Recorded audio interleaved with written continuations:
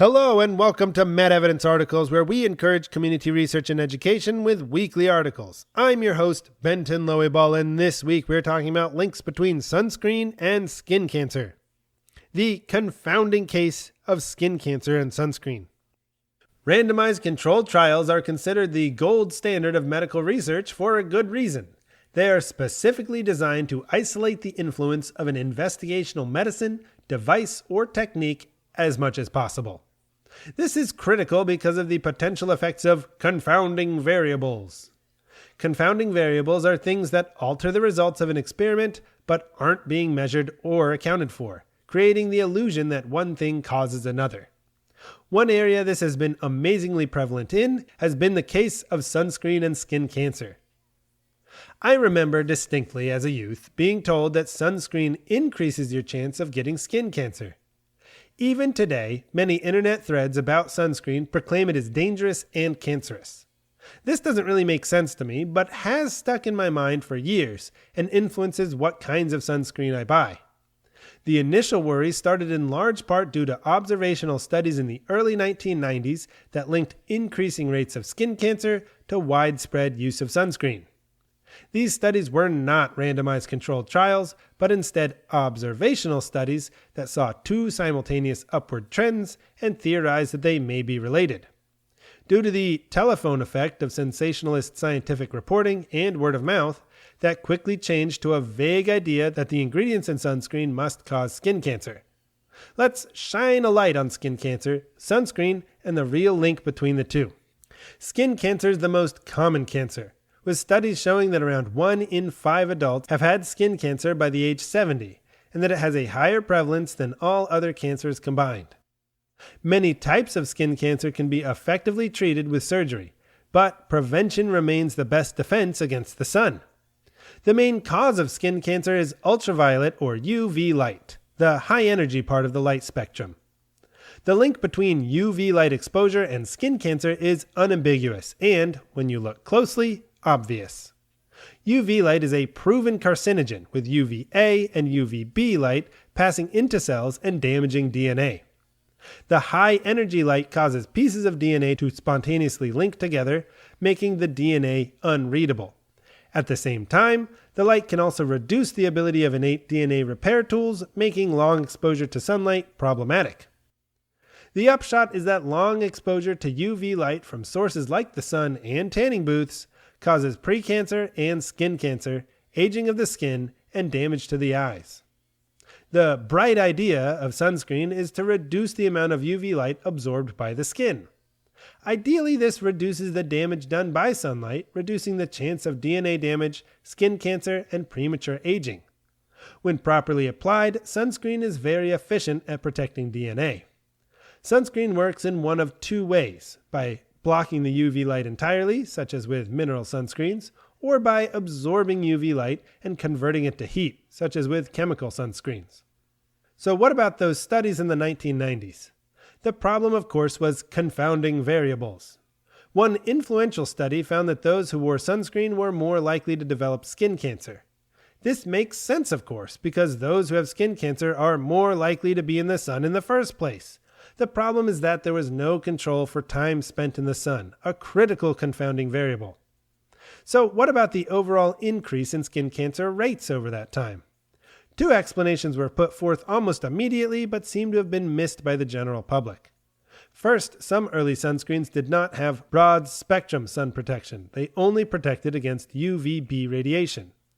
This meant that people using the sunscreen may have felt protected against sunburn, but were still receiving significant amounts of dangerous light. Again, the problem is that the time spent in the sun was likely higher for people using this insufficient protection, and studies were not controlled against the time people spent outside. Finally, sun protection campaigns increased the awareness of skin cancer, increasing diagnosis rates of those who would otherwise have suffered without a diagnosis. The increased testing rates were not accounted for in the initial studies and appeared to show an increase in incidence. By missing these important confounding variables, a dark cloud formed over public perception of sunscreen. Since these early reports, people have continued to find evidence of danger in sunscreens. Worries about the environmental effects of certain chemical sunscreens, including damage from oxybenzone and octinoxate, have led some to believe that these are dangerous for people as well, though there's not a strong causal link between these chemicals and poor health outcomes. This is not to detract from the very real environmental concerns of using these sunscreens in water, especially in sensitive locations like reefs, but to emphasize that worry around sunscreen continues. Recently, there have also been concerns about benzene, a manufacturing chemical that was found to have contaminated some sunscreens in the United States. At high concentrations, benzene is carcinogenic and can cause damage to bone marrow, leading to anemia, increased risk of infection, and leukemia. The question then is whether sunscreens increase this risk. A study of 10,000 Americans found that those who had reported they always use sunscreen had about half as much benzene in their blood as those who reported they never use sunscreen. Now, does this mean that sunscreen protects against benzene?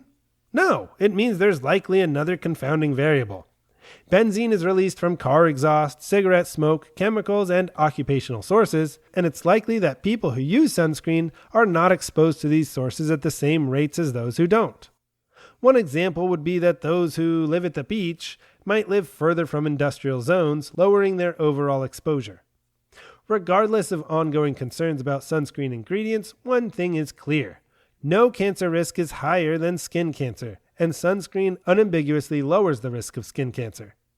This does not mean that all sunscreens are equal or that we should fail to hold manufacturers accountable for contamination.